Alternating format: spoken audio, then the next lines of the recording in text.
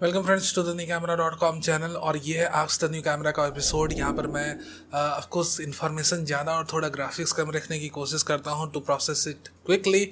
Ask the new camera की episode की ज़रूरत इसलिए पड़ी क्योंकि मैंने कल कम्युनिटी पोस्ट में Z8 को लेकर एक पोस्ट डाला है। वहाँ पर आप Z8 से रिलेटेड कोई भी क्वेश्चन पूछ सकते हो या आपके जहन में कोई भी क्वेश्चन किसी भी कैमरे से रिलेटेड हो। I will try to answer you in that comment section. अगर मान लो कि आंसर ज़्यादा बड़ा है, लेंदी है, then you will have the video like this. Aman Agrawal ने पूछा था कि what is the advantage of stacked CMOS sensor.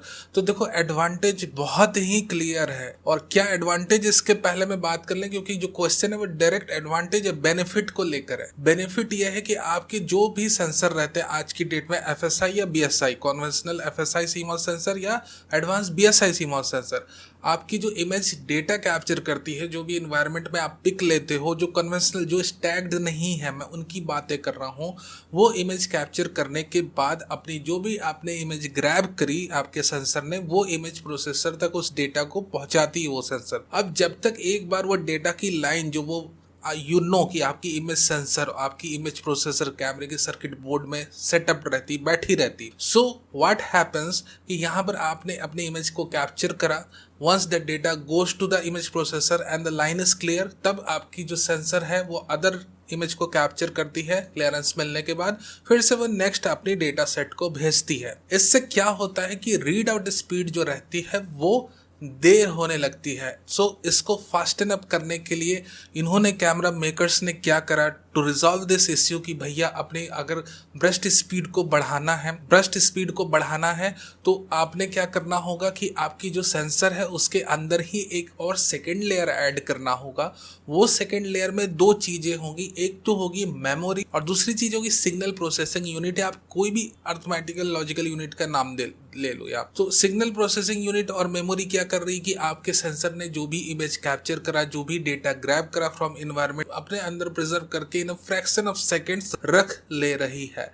सो जो टाइमिंग आपके सेंसर को लगती थी आपके इमेज जो आपने कैप्चर करा उसे डिलीवर करने में इमेज प्रोसेसर तक, and once the line is clear आप अनदर इमेज नहीं कैप्चर कर सकते हो। सो इस लैग को ये पर्टिकुलर चीज क्लियर करती, डिस्पाइट ऑफ द फैक्ट कि आप जब आपके कन्वेंशनल FSI सेंसर्स है नॉन स्टैक्ड, आप देखोगे फॉर एग्जांपल R5, उसमें भी आपको 20 FPS तक की शूटिंग स्पीड मिलती है। बट जब आप स्टैक्ड CMOS सेंसर यूज कर लेते हो, then you have shooting speed up to 120 frames per second, 195 frames per second, still shooting की मैं बातें कर रहा हूँ। सो ये एक बहुत बड़ा बेनिफिट एडवांटेज मिलता है। जो सेकंड मोस्ट बिगेस्ट एडवांटेज मिलता है यहाँ पर यह है कि आपकी जो सेंसर जो है लीनियर रीडिंग करती है। कोई भी इमेज कैप्चर करती है तो वो लीनियरली रीड करती है, क्योंकि अब इसमें एक नई लेयर आ चुकी है behind it, the stacked CMOS sensor layer.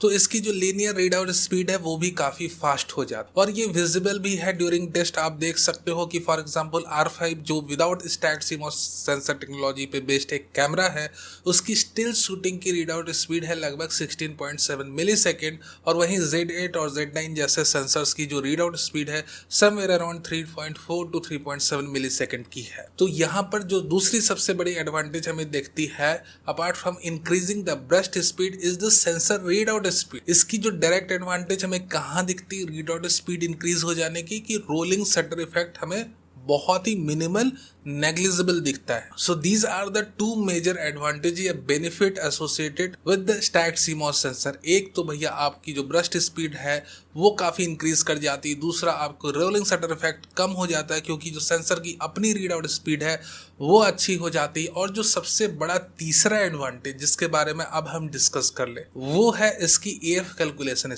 आज की डेट में आपको पता है कि भैया सेंसर सिर्फ इमेज नहीं कैप्चर करते हैं, they are also responsible for auto focusing. Since आपको पता है कि हाइब्रिड AF सेंसर में आपकी फेज AF पॉइंट्स फैब्रिकेटेड होती within the sensor, DPF sensors के अंदर अपनी DPF पॉइंट्स है। बट अब जब आपकी कैमरे सेंसर की लीनियर रीड आउट स्पीड तेज हो रही है तो AF calculation speed per second भी तेज होगी due to the presence of stacked CMOS sensor technology. अब आज की डेट में अगर आप सेंसर रीड आउट स्पीड, खासकर AF कैलकुलेशन पर स्पीड की हम बातें करें, जो थर्ड बिगेस्ट एडवांटेज है हमारे स्टैक्ड CMOS सेंसर का, तो यहाँ पर आपको पता होगा कि Z8 और Z9 की जो AF कैलकुलेशन स्पीड है वो लगभग 120 AF कैलकुलेशन पर सेकेंड है।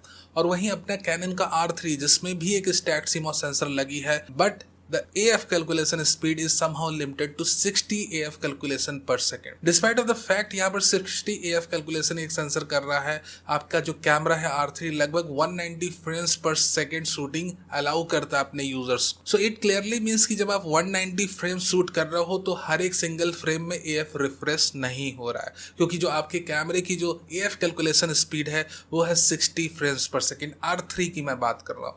But in the case of Z8 Z9 आपकी जो AF कैलकुलेशन स्पीड है वो 120 AF कैलकुलेशन पर सेकेंड है, और जो मैक्स ब्रस्ट स्पीड है at the rate of 11 megapixel वो भी है 120 फ्रेम्स. यानी कि हर एक फ्रेम में अपना जो कैमरा है वो AF को रिफ्रेश कर रहा है. So these are the 3 biggest advantage associated with the stacked CMOS sensor. Of course image quality में कोई डायरेक्ट प्रभाव नहीं पड़ता है. फॉर एग्जांपल आप लो लाइट परफॉर्मेंस की बातें कर लो, वो उतनी ज़्यादा इंप्रूव नहीं होगी, वो बिल्कुल सी सेम रहेगी जो आपकी BSI CMOS sensor. Dynamic range same रहेगी, कलर रिप्रोडक्शन भी लगभग सेम रहेगा. बट इफेक्ट कहाँ पड़ेगा? रोलिंग शटर इफेक्ट आपको जो दिखता है कन्वेंशनल CMOS सेंसर में वो लगभग रिड्यूस हो जाएगा, ना के बराबर रहेगा. This is the biggest advantage we have of the stacked CMOS sensor. I have clear your doubts I hope. और भी कोई क्वेश्चन हो तो आप पूछ सकते हैं कमेंट सेक्शन में, मैं आंसर करने की कोशिश जरूर करूंगा. Thank you very very much for being a part of this.